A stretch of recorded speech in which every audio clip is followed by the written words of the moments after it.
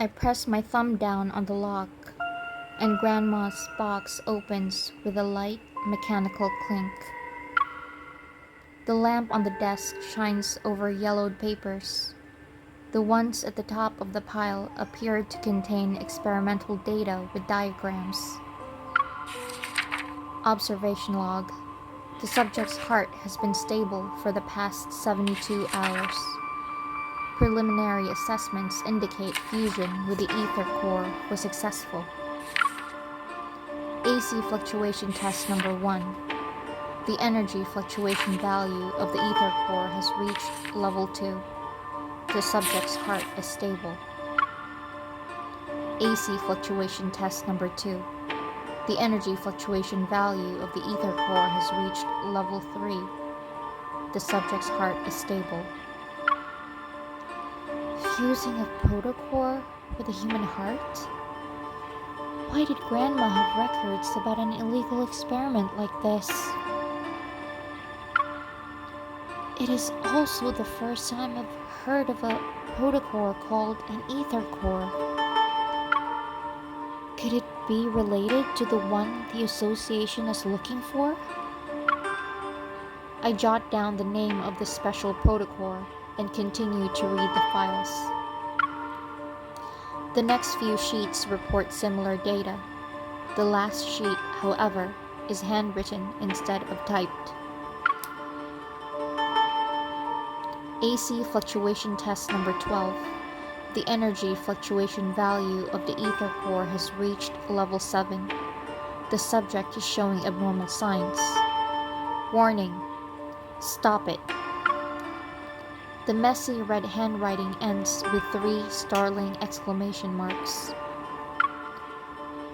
This looks like Grandma's handwriting. As I read the documents, a feeling of dread fills the room. Gender, female. Age, 7 to 8. Evol, and Hounson class. There's no name in the subject information category, but there's enough to make an educated guess. And Hounson class, Evol. Could this test subject be? Questions and answers interlock like chains in my mind. The sweet Grandma I knew has revealed a side of her I didn't know she had. Could the test subject in these records be me? As the initial shock subsides, I hesitate for the moment, then pick up the phone to call the only person who might have an answer. Did something happen? Zane, I need to ask you a question. Sensing the urgency in my voice, Zane's voice also becomes serious. I'm listening. It's about my heart. Is the protocore fragment in it the same as the ones in other protocore syndrome patients? I just went through the stuff Grandma left me. The voice on the other end of the phone is silent. Zane seems to be thinking about how to respond. It certainly is a strange protocore fragment. After reviewing your condition, I've tried to find similar cases. But as far as I'm aware, you're the only one. Is that because it's the ether core? You're my primary care physician. Grandma also entrusted you to give me these papers. She must have a good reason. It's only been 6 months since she passed. Regardless, aside from its name, I don't know much about it. The fragment in your heart has been there for a long time. Perhaps there's someone who can provide us with information. You remember Dr. Noah? The person Zane is talking about was the previous chief medical officer of Axel Hospital. He's an old acquaintance of Grandma and Zane's teacher. He is also the first doctor to treat my heart disease. If anyone knows something about the files Grandma left, it's him. Dr. Noah is currently doing a personal research project in Snowcrest. If you want to meet him, I can help you get in touch. However, the weather in that area has been quite unpredictable as of late. The train to Snowcrest is often unavailable. I suggest visiting him in 2 weeks. I don't have the time. Alright, I'll think about it. I try my best to sound nonchalant, but I already made up my mind.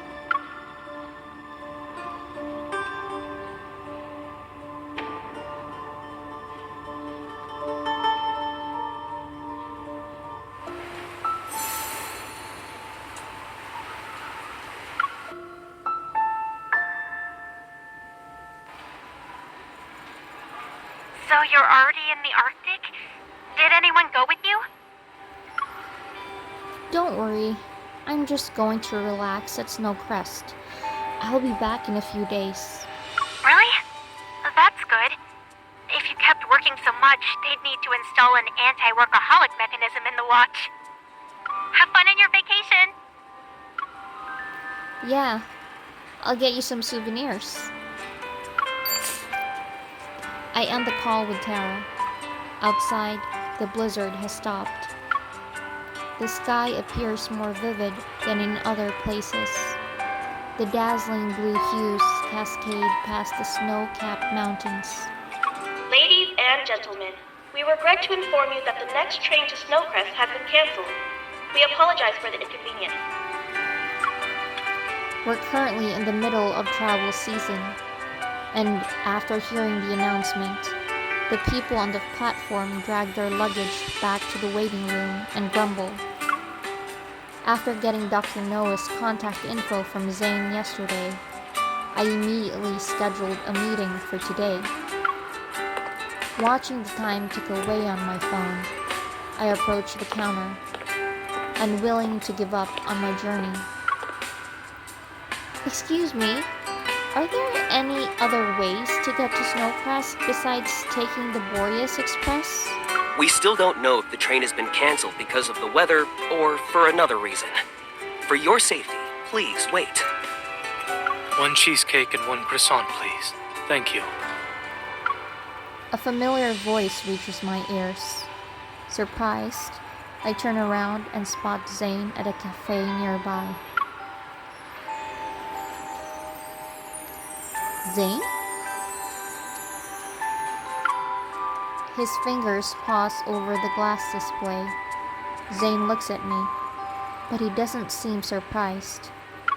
It's you. I immediately regret calling out to him. I try to suppress my guilt and wave at him. I pretend it's just a normal day. Why are you here? There's been a new development in Dr. Noah's research. He asked me to visit him a week ago. After answering my poor excuse of a question, Zane's gaze shifts back to the freshly baked bread on the counter.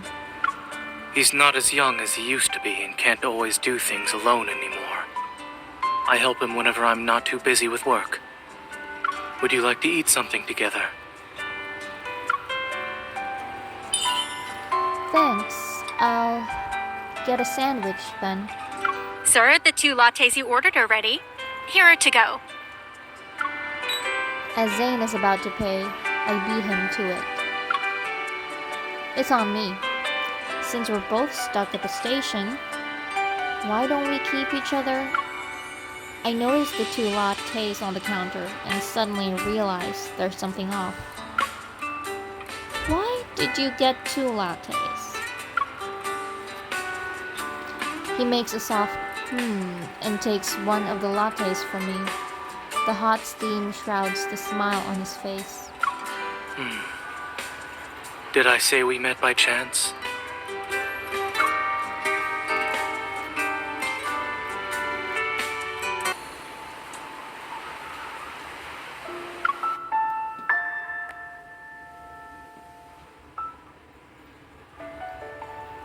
There is only one flight from Lincoln City to the Arctic. It departs in the morning and arrives in the evening local time once a day. Snowcrest, where Dr. Noah is, isn't that far from this train station. But because of how underdeveloped the transportation system is in this vast, sparsely populated region, we can only take this particular train to go there. The display screen hanging overhead shows rows and rows of red delay notices. The number of people in the waiting room decreases. As we wait, my mind recalls the files Grandma left me. There must be secrets behind it that are connected to me. Maybe it can also explain that explosion.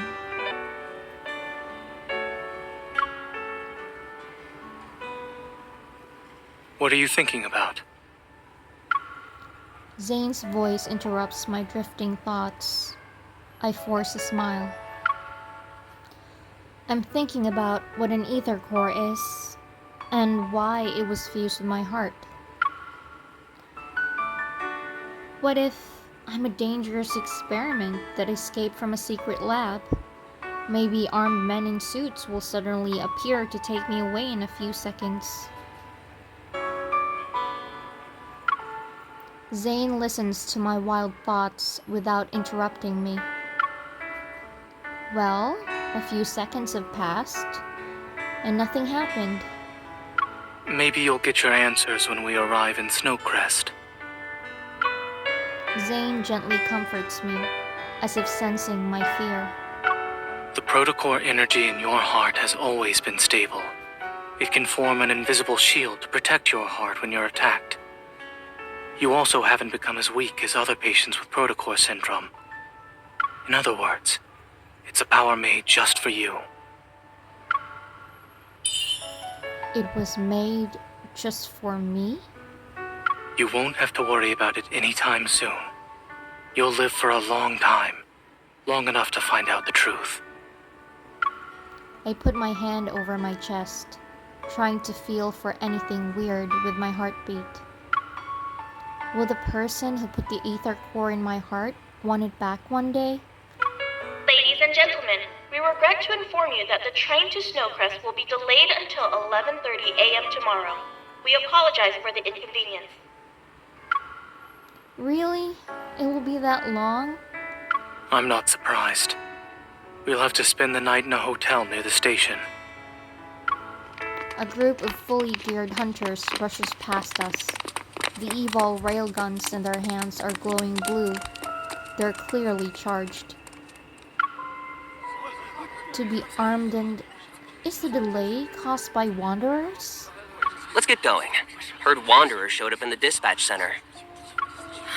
That sucks. I wanted to see the Aurora and Snowcrest. They pick up their luggage and follow the very apologetic staff to a nearby hotel. I stay on the bench. Zane wants to get up, but stops after glancing at me. Are we not leaving? Those hunters are on a mission. They must have a way to get to wherever they need to go, no matter how bad the weather is. An idea pops into my mind. I grab Zane by the arm and chase after them. Let's help out.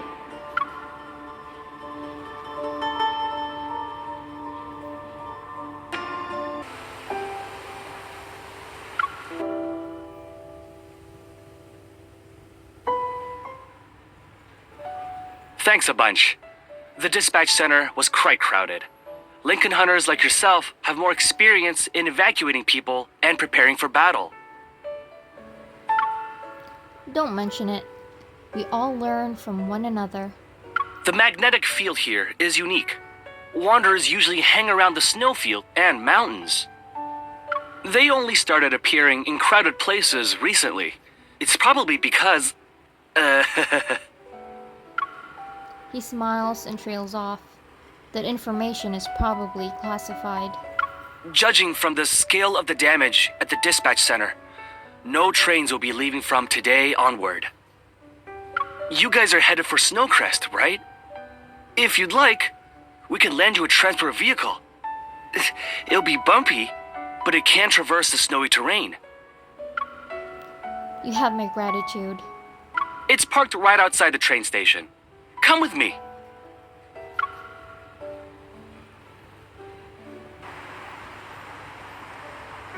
It starts to snow outside. Zane and I stand in the freezing wind. A majestic four-dog sleigh is in front of us. The dogs are all handsome and have very thick fur. Their height is around half an average person's. What do you think? It's a specialty here. Treat it like a tourist experience. Awesome! It's up to you now. My team is leaving. See ya! Another cold gust blows past us. I look at Zane quietly and smile sheepishly.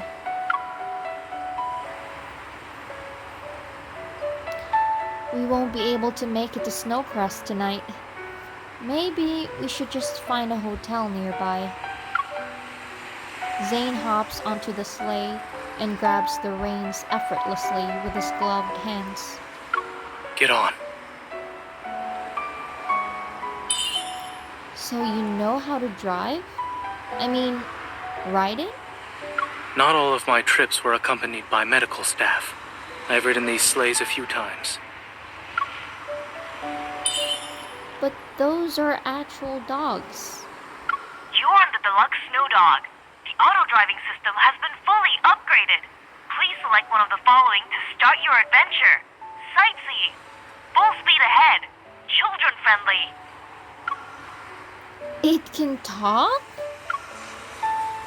I stumble as I board the sleigh and almost fall onto the snow. Zane grabs my arm just in time. In the howling wind, Zane glances at me through his goggles. His voice, muffled by his scarf, carries a hint of mirth. Shall we get going? Please, drive safely.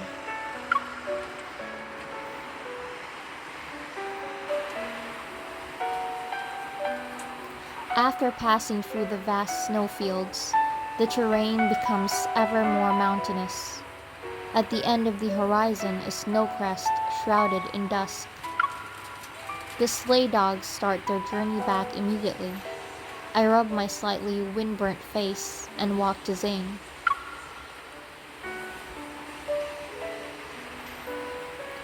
Judging from how well you steered, you're definitely not someone who helps out a few times a year.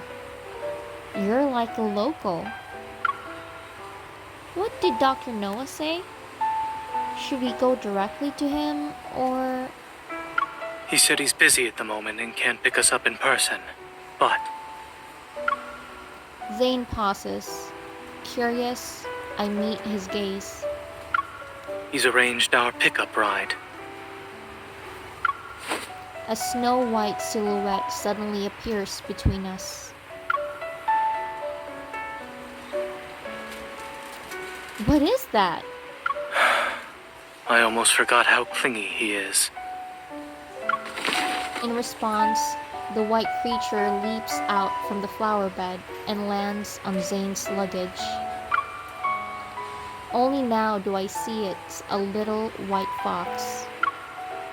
Zane closes his eyes as if hit by a migraine. When he opens his eyes, his expression returns to normal. You've gained weight, Pi.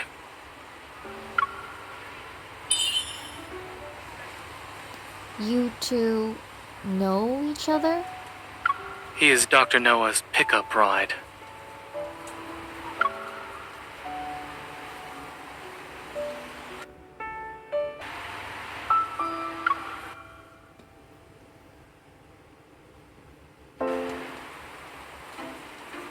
Pi. The fox ignores Zane's but paws at the canned pet food Zane had brought from the Lincoln City.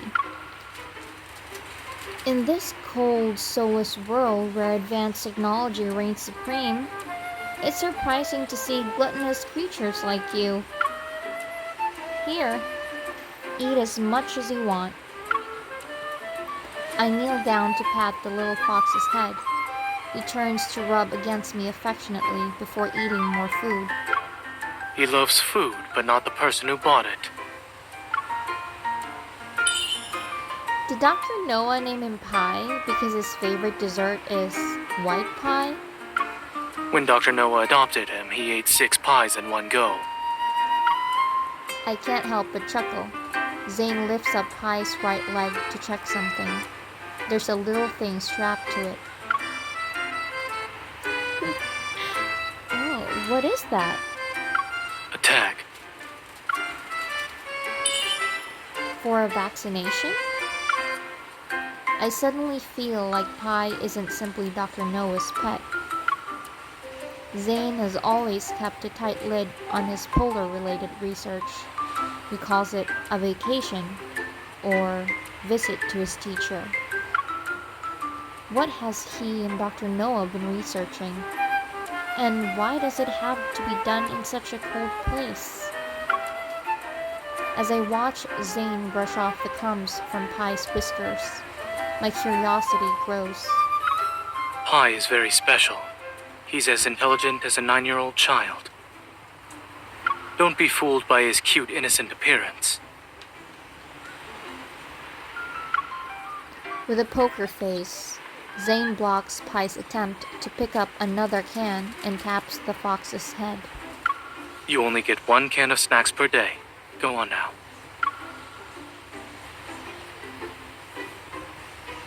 Pie leads us swiftly through the streets.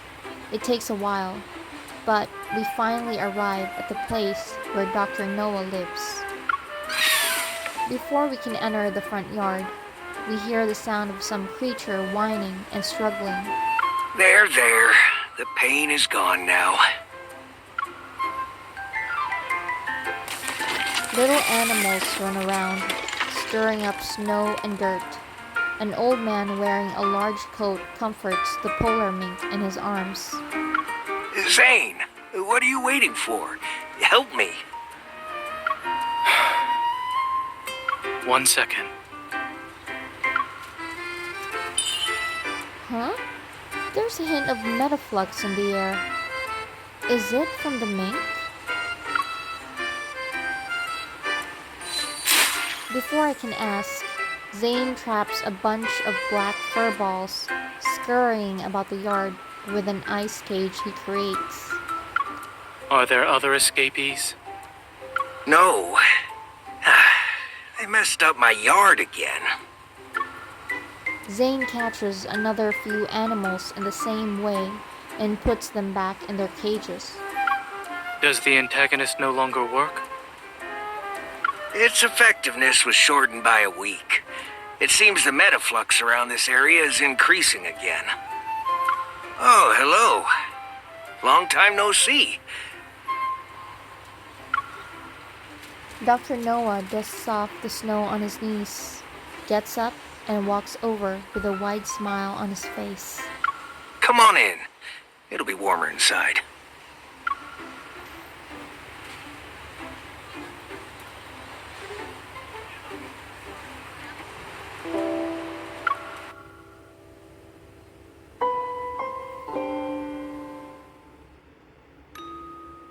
How's the fish? It's not much, but I caught it myself. This is the first time I've eaten a very sweet fish. It has a unique flavor. Dr. Noah is very old, so his taste buds don't work anymore.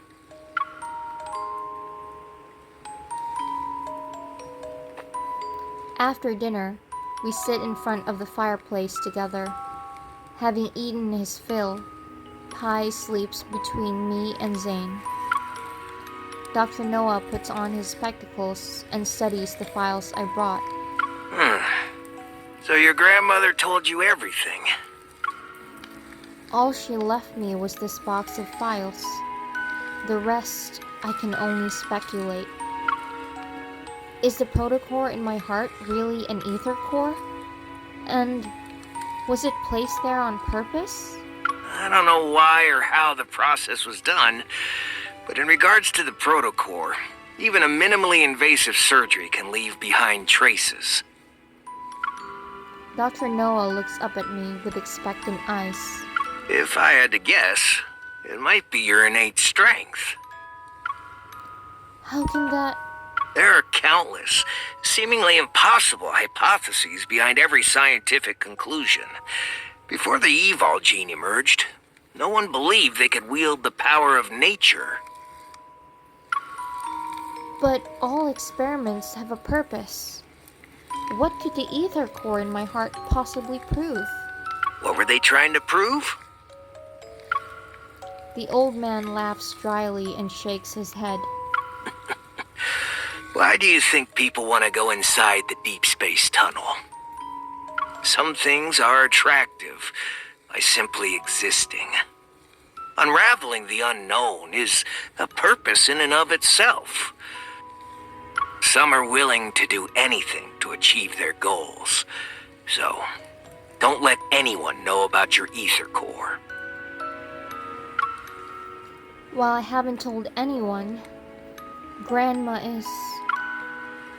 I try to suppress the pain in my heart and compose myself. The person responsible for this will find me sooner or later. That's why I need to know what makes the ether core so special. You say there are people willing to do anything to achieve their goals. Who exactly? Ether was originally something philosophers came up with. The fifth element, so to speak. No one can prove or disprove ether exists. Maybe that's the reason your grandmother called it ether. A mysterious energy that surpasses the other protocores. Anyone who knows about it will desire it. And anyone who has it will pay the price. The ether core is at the center of an intricate web.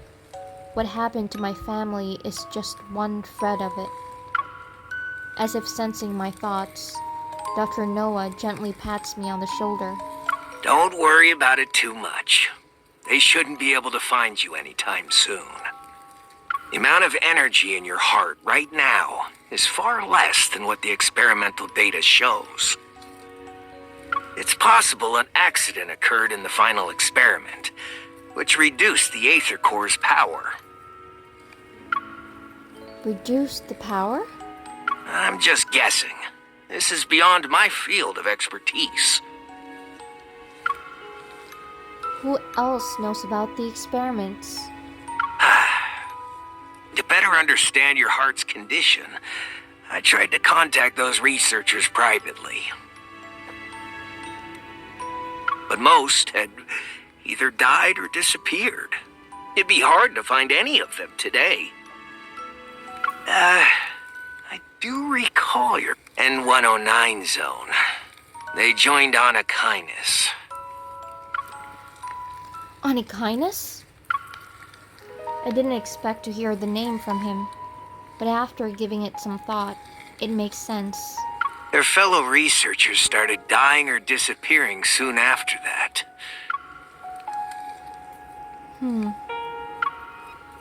I only knew Grandma used to do scientific research, but she never mentioned what she researched. Our home also didn't have any hints about her past. Dr. Noah, I have one last question about Grandma. Was she the person who put the ether core in my heart? I don't know. I know very little about your grandmother. But not everyone is lucky enough to do what's right in the beginning. We can only hope we'd have the chance to turn it into something we won't regret. Dr. Noah puts all the files back into the box and hands it to me. Maybe this is the choice she made.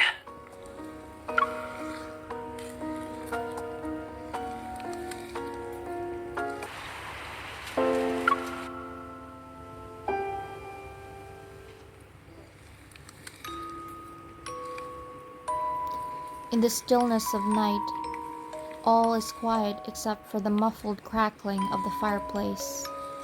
Occasionally, a few sparks pop out from the flames, making a crisp sound. After tossing and turning in my bed, I decided to sit in front of the fireplace and go through the files left by Grandma. The ether core, energy incomparable to other protocores. Grandma knew someone might target people related to ether cores. Is that why she kept me in the dark for so long? What should I do now? While my mind is a tangled mess, I hear a rhythmic tapping sound from the French windows. As I turn, I see Zane standing there with a thin layer of snow on his hair. The Aurora?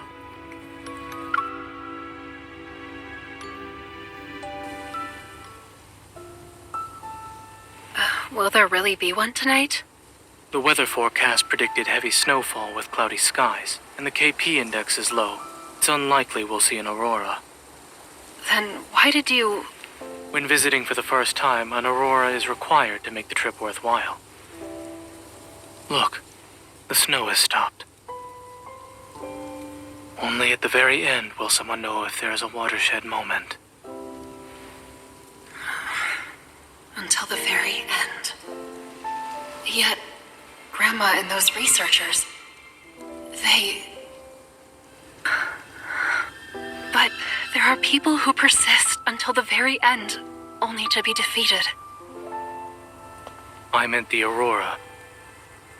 Same.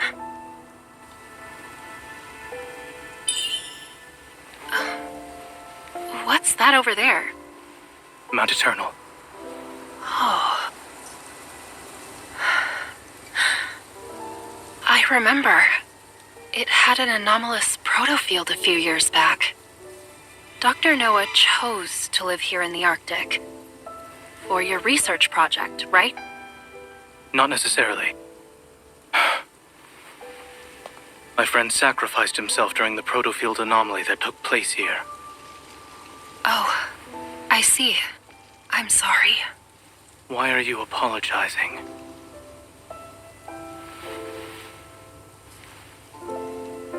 Is there more to his sacrifice? Like a secret? It was an accident. It's already in the past. Do you think the pain caused by death can truly be forgotten with time? It cannot. Time can't heal everything, nor can someone simply forget the pain. However, people can become accustomed to sorrow. But time has helped you and Dr. Noah find things worth living for, hasn't it? The Aurora.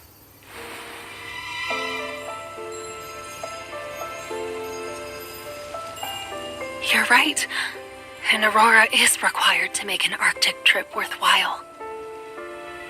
It's a shame we can only enjoy it for a few moments.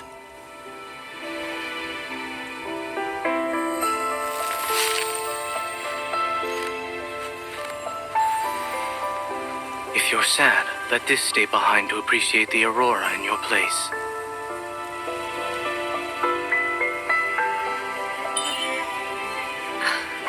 Is that snowman supposed to be me? Are you going to stay in Snowcrest for a while longer?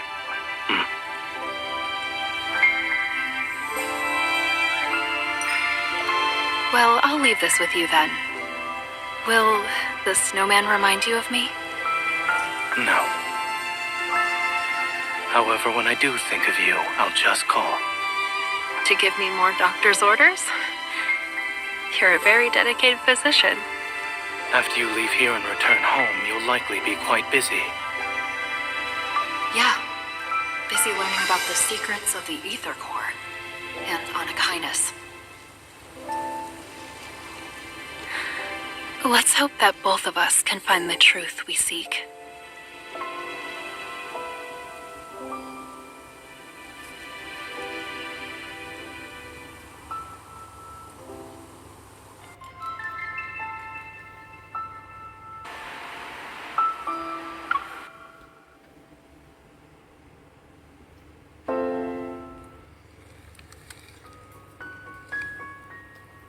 I'm going back to sleep. Good night. Good night. I bid farewell to Zane once we returned to the living room. The Aurora might have actually put me at ease. A wave of tiredness overwhelms me. Wait.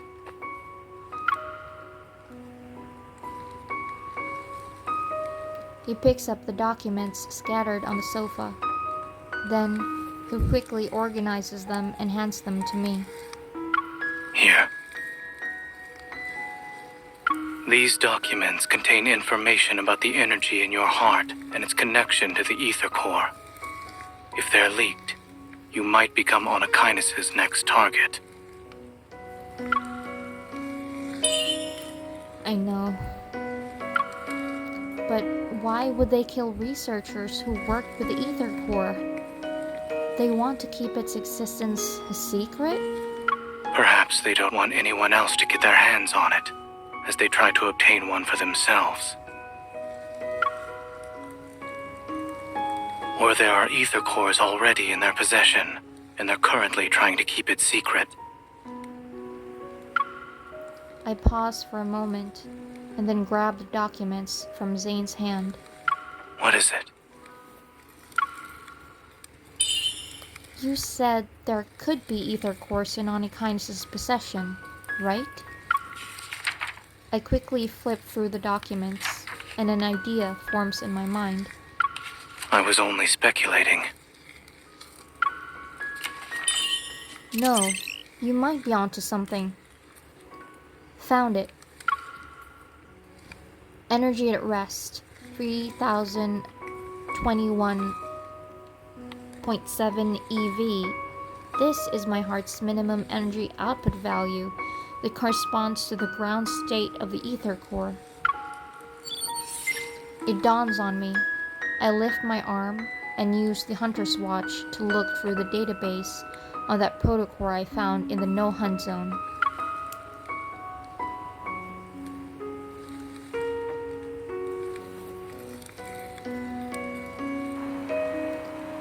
$3,019.9 EV. The protocurve of that protocore and the energy value in its ground state is close to the energy value of the ether core in my heart. Meanwhile, the energy value for ordinary protocores is around 2,500 EV. This can't be a coincidence. That protocore is a result of Onakainis using an ether core to modify it. As Dr. Noah said, the ether cores could already be in Onakainis' hands. A cheerful cry snaps me back to reality. Pi circles around me twice and curiously paws at the luggage by my feet. It took a lot of effort to get here. Why not stay for a few more days? Thank you, but I want to go back home and double check something. When I have time, I'll visit you again. Then, I'll stay until you beg me to leave. Great. I'll hold you to it. I called a friend. He'll take you to the train station in a bit.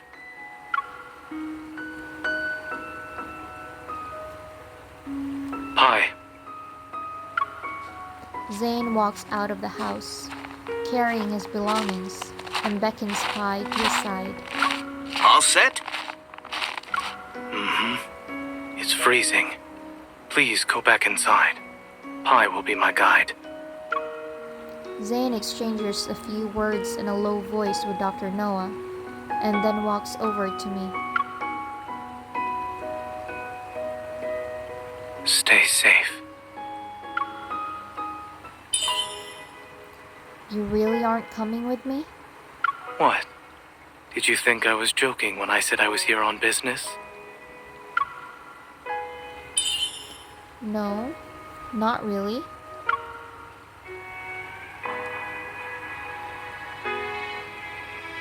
I shift my gaze, the distant snowy mountain in a deep slumber. For some reason, Hearing that Zane plans to venture deep into Mount Eternal reminds me of what he mentioned last night. I still feel uneasy. You take care of yourself and Pi. I will. Pi barks twice at the entrance. Zane nods to Dr. Noah before turning around and leaving.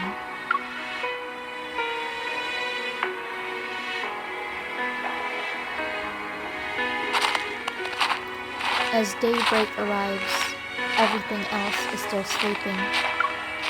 His figure disappears, step by step, as he heads to the wintry mountain. In boundless white, he stands out like a lone stroke of black paint on a blank canvas, adding a touch of depth and beauty to pure scenery. I blink and notice my vision has become slightly blurry. I rub my eyes and see tiny snowflakes. It's snowing again.